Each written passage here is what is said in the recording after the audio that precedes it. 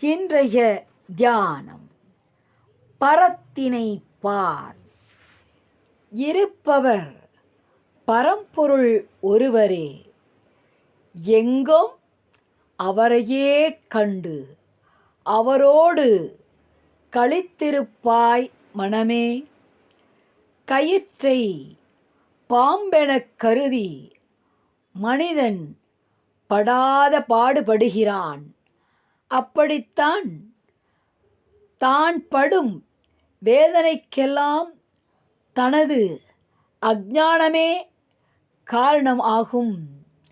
பரம்பொருளை பிரபஞ்சம் எனக் கருதி மனிதன் அல்லல் மிகப்படுகிறான்.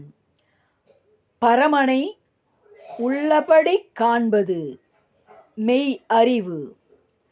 எப்பொருள் எத்தன்மைத்து ஆயினும் அப்பொருள் மெய்ப்பொருள் காண்பது அறிவு.